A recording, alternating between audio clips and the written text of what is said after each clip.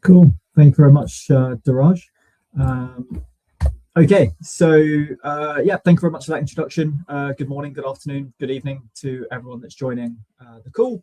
Today I'm going to be talking about artificial intelligence and open source intelligence and how I believe it's an evolution of a process, not necessarily a revolution that you may think it is. So in terms of who I am and who I represent, I work at a company called Black Dot Solutions. It's one of the leading open source intelligence platforms in the world, focused in the UK in Cambridge. And it focuses predominantly on financial and economic crime, but like a lot of open source platforms can be put towards any use case.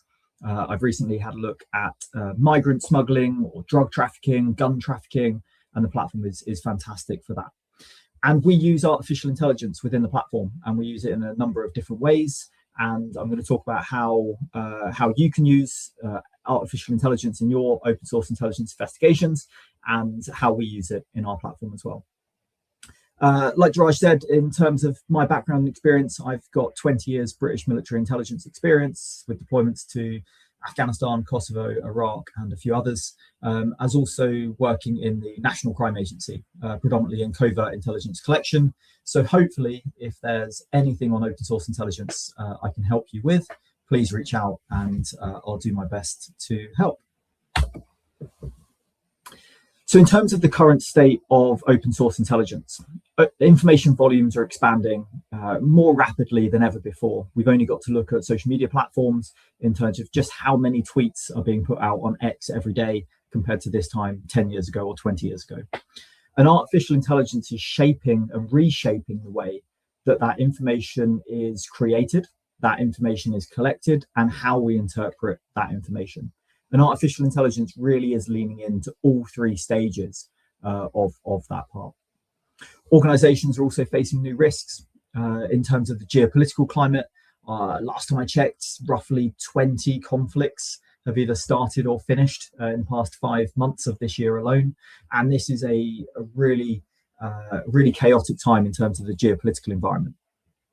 And in terms of reputational, the risk of dis, or malinformation targeting a company or a state has increased that much more, and artificial intelligence is playing a role there. And open source intelligence is becoming a strategic intelligence discipline in its own right. Quite often we talk about human intelligence, imagery intelligence, signals intelligence, and open source intelligence is kind of seen as a lesser intelligence discipline. I completely disagree. Open source intelligence is a strategic intelligence discipline in its own right. And I think we're seeing that more and more, with recent conflicts, how open source intelligence is bringing information to the fore much quicker than some of those more traditional intelligence disciplines. So to take you back in time in terms of the evolution of open source intelligence, it really started hundreds of years ago with, looking through newspapers and everything else. But the modern version of open source intelligence came around really in the 1940s with the Foreign Broadcast Monitoring Service created in the CIA to monitor newspapers and radio, looking at open source, publicly available information in order to extract relevant information and turn it into intelligence. During the Cold War, the analysis of that foreign media was a good way of gaining information in the public domain, and again, turning it into open source intelligence. Fast forward to the 1990s, and the internet makes so much more data available to the general public. Forums, static websites, news sites, all coming into their own. By the 2010s, we have social media bringing near real-time user-generated content to the masses within minutes of events taking place. As we've seen recently as well, sometimes these events are being live streamed, and that's bringing that content to the user in lifetime. And this year, artificial intelligence has really come into its own in the last couple of years, but I think this year is going to be the year that we're going to see another massive leap forward in terms of the capability of artificial intelligence. And it's offering a new way to shape the data and also offering a new way to automate open source intelligence collection and processing. So my view is that artificial intelligence is an evolution of existing processes, not a revolution. it doesn't do anything that we couldn't already do. It may be able to collect data faster, it may be able to process data faster, and it may be able to conduct analysis faster. But all it is doing is accelerating processes that humans have done for decades. What it does do is it expands reach across a broader range of existing resources. In the time it takes you to write a prompt for a chat bot to go and collect information for you, it just allows you to expand that reach across a broader range of resources. When it comes to the use of artificial intelligence in any intelligence collection, it's really important that we retain the role of the human in that, whether that's human in the loop or human on the loop. But needless to say, the human has to be part of the judgment that takes place in the intelligence process. And artificial intelligence supports open source intelligence's continued mission, that is to gain actionable insights from publicly available information. And it's really key that AI supports that. So in terms of some of the challenges that are being faced today, as of July 2025, 2.5 billion messages were being sent to ChatGPT every day. Now, there are queries that normally would have been directed to Google or Bing or Yahoo or Yandex, but instead they're being leveraged against an LLM, a chatbot. So it's interesting to see that shift in terms of the public use of AI compared to traditional use of search engines, for example. Investigators are facing an increased organizational push for increasing their speed and accuracy, and whilst facing massive data volumes. When we look at social media, that there is now such a broad range of social media platforms to exploit and analyze. Artificial intelligence can definitely help with that. In terms of the high velocity of events are changing the shape of the data landscape on a daily basis. We can only look at what's going on in Iran over the past couple of months to see just how quickly events can come out and enter the open source information domain.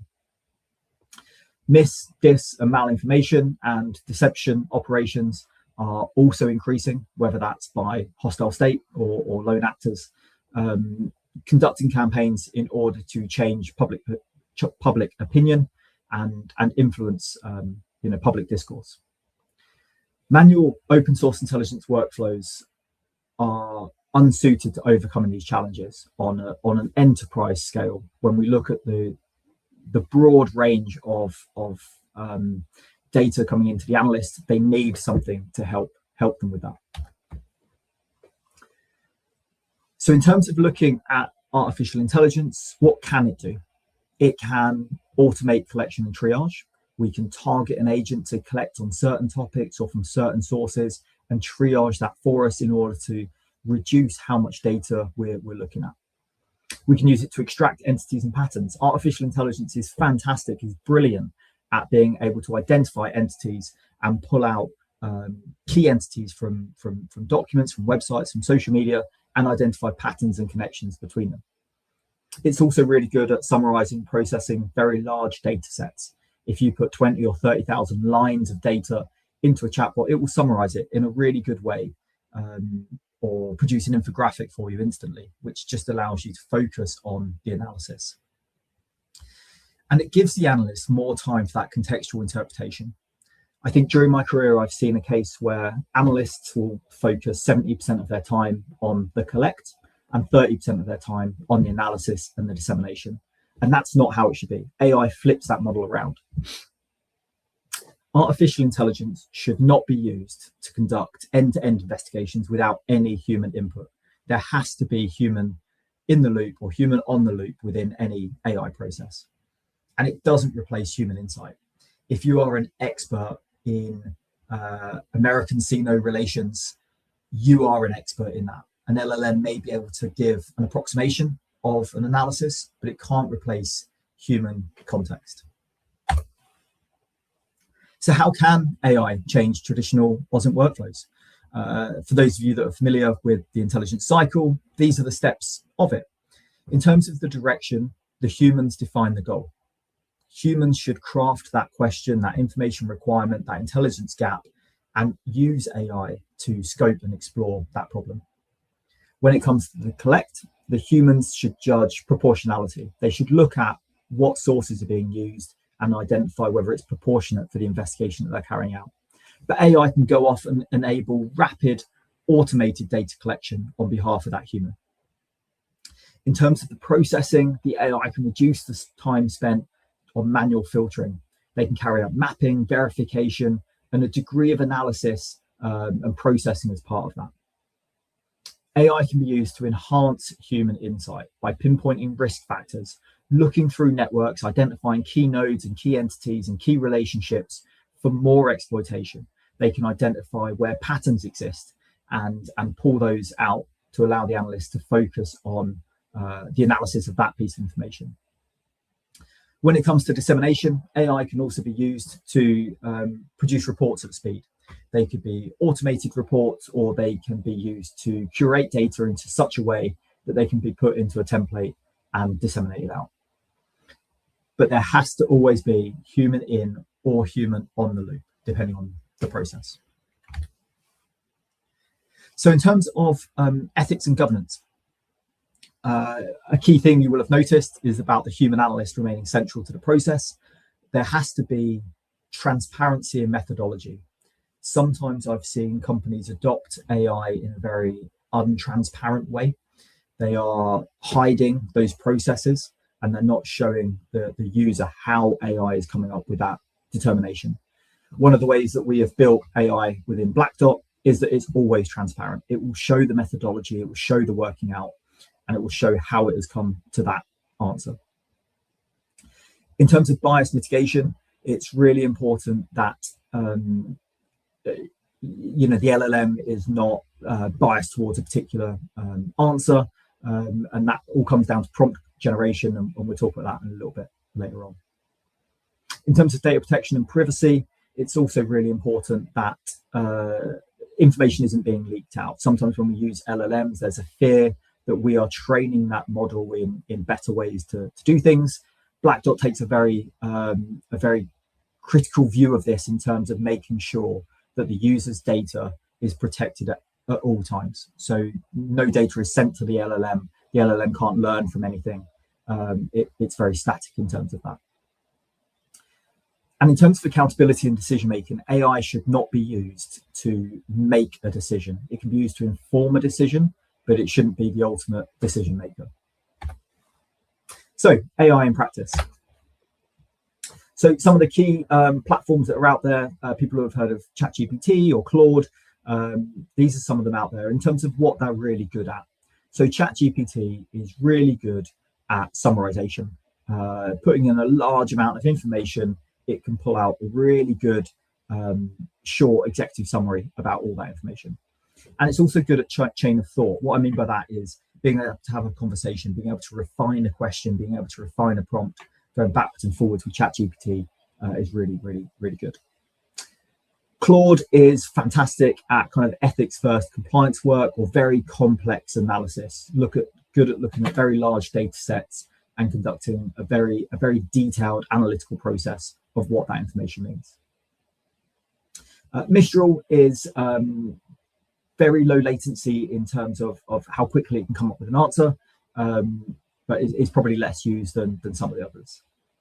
Gemini is fantastic at vibe coding. If you wanted to create an app by yourself, people generally use Google's AI Studio using Gemini. It's really good at constructing imagery and videos as well. Meta's AI is not being used that much outside of the Meta platform in the same way that maybe Claude, OpenAI and Google is, but it's got really good scope for looking across social media. Grok is fantastic at Grok has been fantastic at analyzing data from X.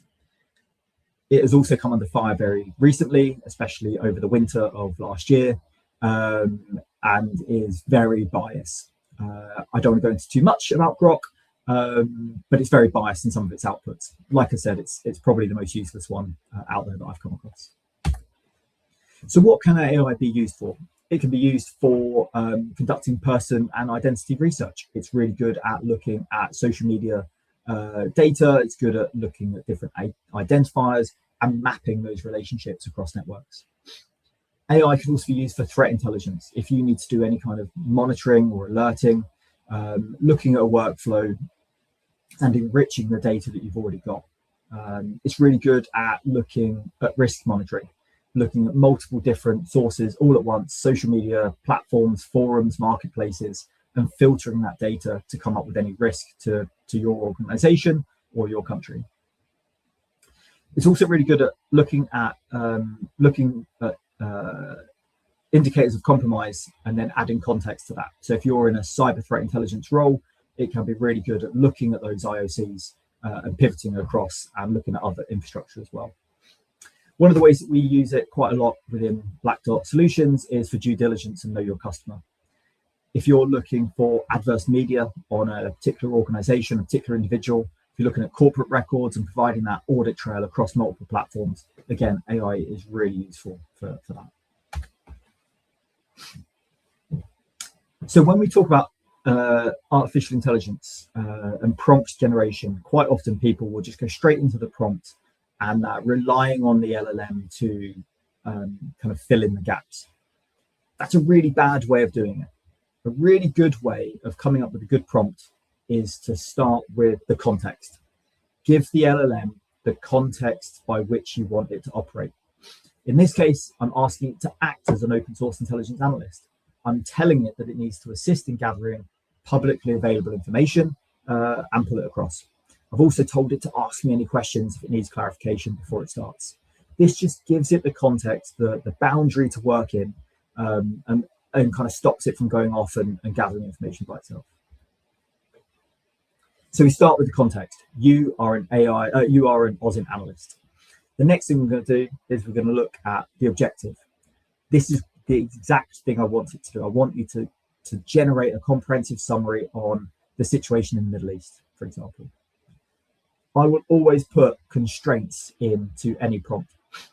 Do not lie. Collect only information from a certain time period. Use only these verified sources or however you want to do it. Do not lie, do not guess are two very critical ones when it comes to using an LLM. Quite often we'll talk about LLM hallucinations, and it's really important to minimize that as low as reasonably practicable. It's impossible to get rid of them completely, but by adding in those constraints, it reduces the risk to the user. And then it's also key to identify the output. How do you want to see the information that it collects? Do we want to generate a table or create a map, create an image, a video, produce a report? You can also give it frameworks in terms of producing a report. For example, here I've got Pestle, political, economic, social, etc., like the framework for that report. And for the eagle-eyed people amongst you, you will notice that this kind of follows the intelligence cycle. I'm giving it the direction, I'm telling it how to collect the information, and then how I want the information to come out. So these are some ways that you can use it in your own work. So this is using ChatGPT. I wanted to create a prompt for exploiting Telegram using the Wayback Machine. So this is not using a Telegram API. This is not using a third-party platform. This is just using the Wayback Machine and ChatGPT. So I've given it the context. You're to conduct an OSINT-style archival investigation into the public Telegram channel, War Gonzo. And I've then pulled across a couple of different sources for it to look at by looking at t.me, War Gonzo, but also any of the Wayback Machine, looking at Telegram metrics, etc., etc. Bottom left, you can see one of the constraints. Do not claim complete coverage if it's not available. I'm telling it not to lie. I've given it its objectives, so build a timeline, identify major themes, track changes, note propaganda patterns, and this is how I want it to appear. I want an executive summary, a timeline, historical message reconstruction, etc., etc. And that's using ChatGPT to come up with a prompt. Really useful for looking at Telegram without any additional tools. Another really good platform out there is Overpass Turbo. So Overpass Turbo brings in data from OpenStreetMaps but allows you to query the data sets in ways that you can't do it elsewhere. So, for example, using OpenStreetMaps, it may have identified CCTV cameras. By asking ChatGPT to generate a prompt for Overpass Turbo, it will come up with that prompt for me. And you can see how I've entered that in the box to identify CCTV cameras. So I'm using ChatGPT to create the prompt for another platform. And that's also a really good way of using AI to speed up your open source intelligence investigations. We can also use it for exploiting social media. So here is a prompt for exploiting Twitter. In this case, we're looking at COVID-19 and scamdemic, and we're looking for related discourse, looking for mis, dis, and malinformation around COVID. So the task that I gave ChatGPT was to generate a highly effective Boolean search query, and that's exactly what it did. It came up with the different keywords, the different hashtags, different themes, and it generates all of these prompts for me. I can then just copy that, paste it into Twitter, and conduct my investigation from there. Again, I'm not having to use any other platforms, but I'm using ChatGPT to create that detailed Boolean search query for me. Google Maps is another really good example. So within Google Maps, you can create KML or KMZ files for visualization within either Google Maps or Google Earth. And in this case, I wanted it to go off and collect information on the Russia-Ukraine conflict. Collect any event data that's got latitudes, longitudes, locational data that I can then put in to Google Maps and visualize it myself. There are fantastic tools already out there that do this. Live UA Maps, Gorilla Maps already do it, but I wanted to do it myself and see how that would work. So the input data would include things like CSV files, JSON files, Telegram posts, etc. But it allows me to pull all that information and visualize it myself within Google Maps. So in terms of some tips I've come across over the past couple of years when it comes to using AI, the first one is ask for confidence scores. As we know, LLMs hallucinate, and we can only reduce that as low as reasonably practicable. But by asking for a confidence score, we are kind of giving ourselves an idea as to whether there is a chance that it has hallucinated at any point. The other thing I would do is use the professional head of intelligence analysis's probability yardstick. If you don't know what that is, Google it. But it's a professional intelligence language that we use in the UK for conducting intelligence analysis. So every keyword has got a percentage next to it, almost certain, highly likely, etc. And it allows us as the analysts to read the output of an LLM and decide how much weight it's giving to that particular statement. By providing stacked prompts, we're telling it to do certain things in a certain way. So I want you to conduct this type of collection, and then conduct this type of analysis, and then conduct this type of output. By stacking those prompts, you're going to get a much better refined product at the end of it for use within other products. Another way to reduce hallucinations as low as reasonably practicable is to demand citations and provide direct quotes from any source material that it identifies. Always check the citations and always check the quotes. It can still hallucinate, but again, it does reduce the risk that will happen. Do not lie and do not guess. Be really explicit. People quite often say thank you to an LLM when it provides an answer, but you can also be quite direct when it comes to the prompt.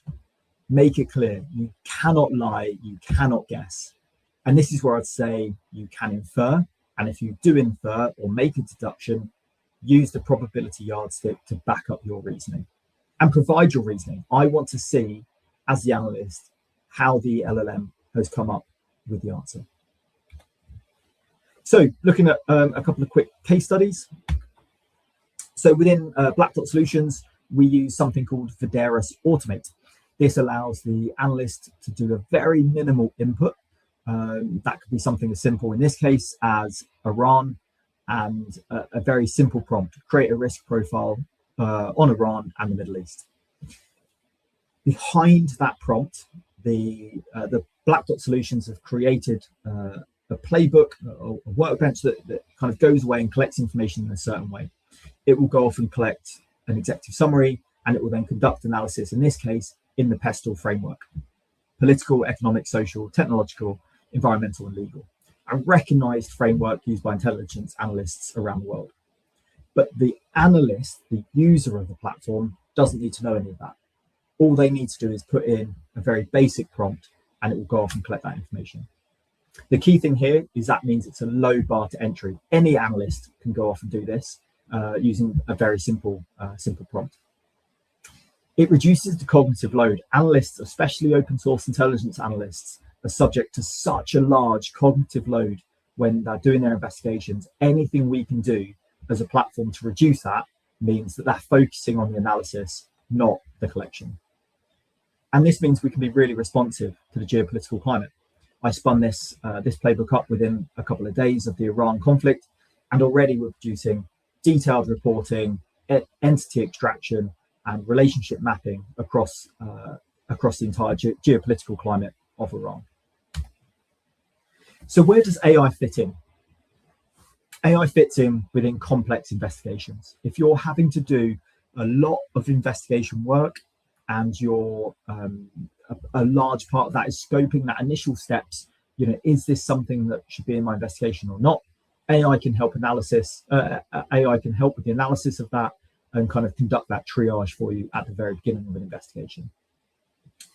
Any kind of enhanced due diligence, we can do consistent and repeatable EDD reports that allow you to focus on the analysis of it rather than with that collection. It allows that human oversight and insight at the end of the process to look through and make sure that the enhanced due diligence report is accurate. Any kind of screening and monitoring, whether we're looking out to external data without losing key investigative time, again, allows the analyst to focus on the analysis, not the collection. And any investigation that requires efficiency, scalability, and accuracy, AI can come in and enable the analyst to speed up their investigative process, which allows them, again, to focus on the analysis. And I'll keep saying that. It's quite clear.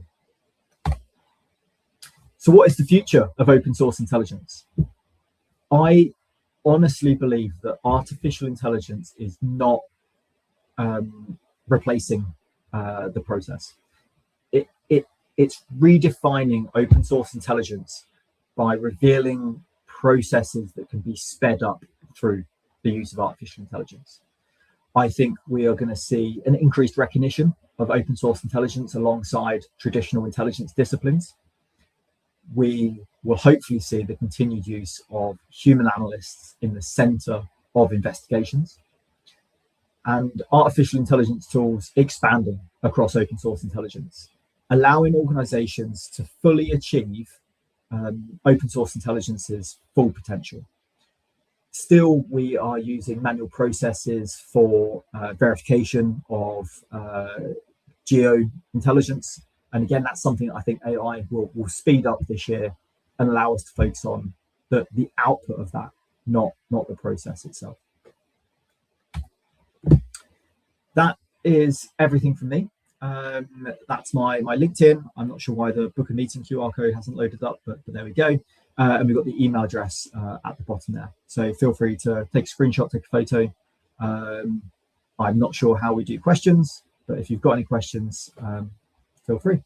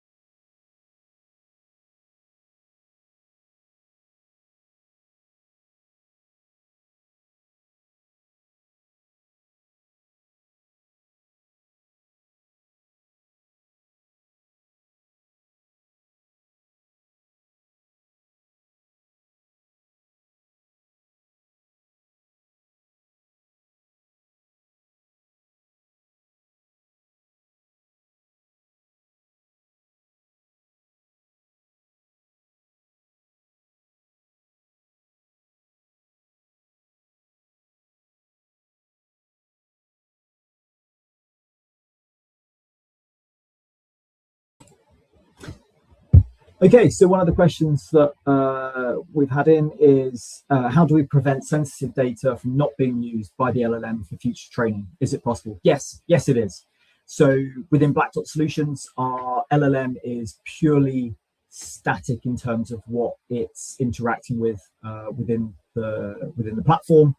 So no data is being sent back anywhere. So LLMs can be hosted within segregated parts of AWS infrastructure, for example.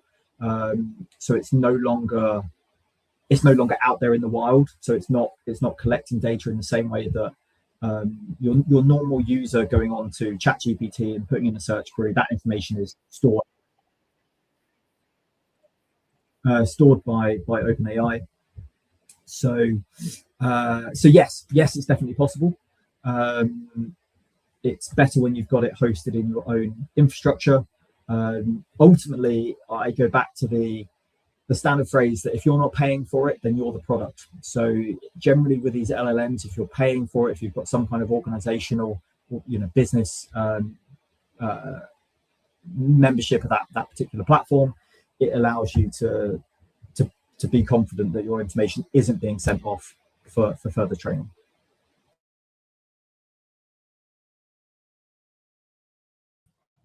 Hi Chris, you can see the Q&A in the comment section. Like just click on the comments button and there you will see all the Q&As.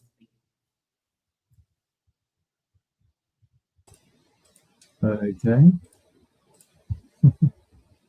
Cool.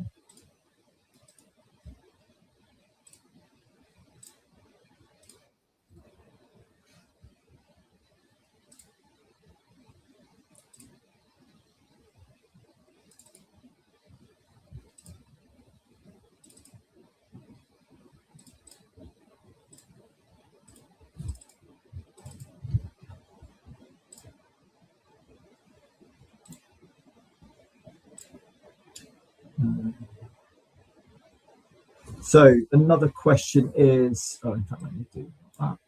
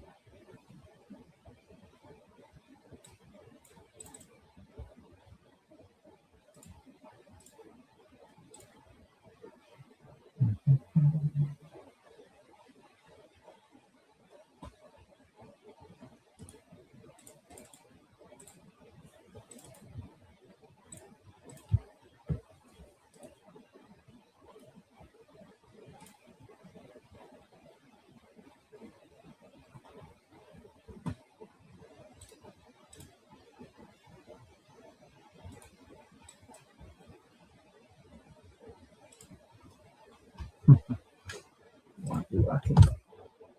So I'm just trying to get the comments up.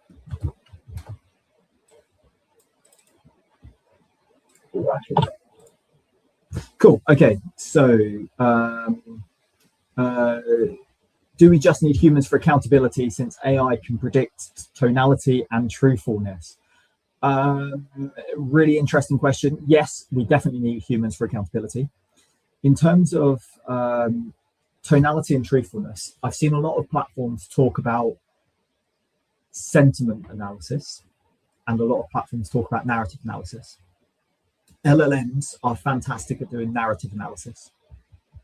LLMs are not so great at doing sentiment analysis. And I'm very hesitant when I hear a platform talk about sentiment analysis because LLMs may be good at picking up tonality, but sometimes they fail at looking at satire. So you definitely still need the human in the loop for that kind of thing.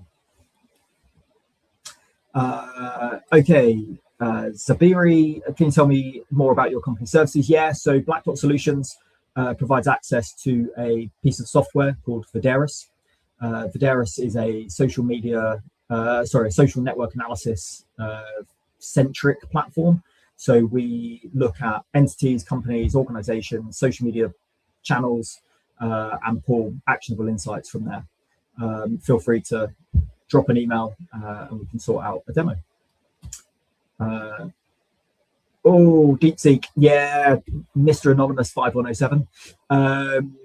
DeepSeek is, I left DeepSeek off the list, mostly because within the UK, especially in UK intelligence, DeepSeek's just not a suitable platform to use. If you go onto DeepSeek and ask it for Tiananmen Square, for example, you will get a very interesting answer compared to other platforms. And it's subject to a similar kind of bias process as Grok. So I'm very loath to use an LLM that has inherent biases built into it.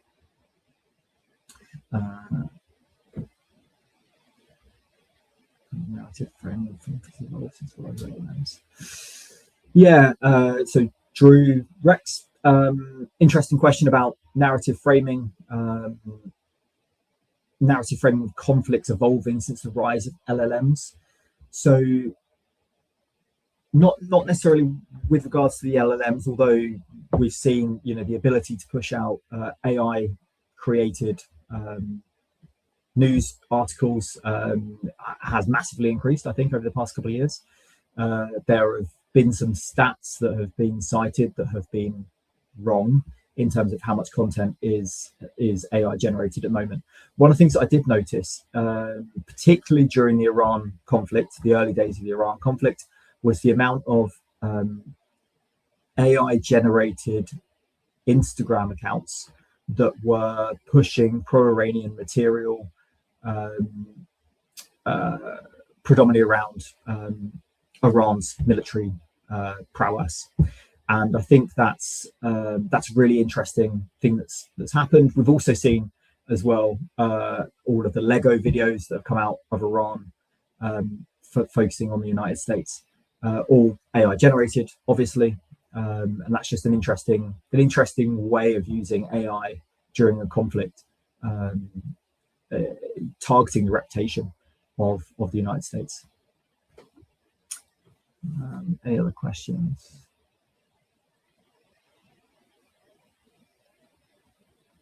Cool. I'll just give it another couple of minutes, Diraj, if that's all right.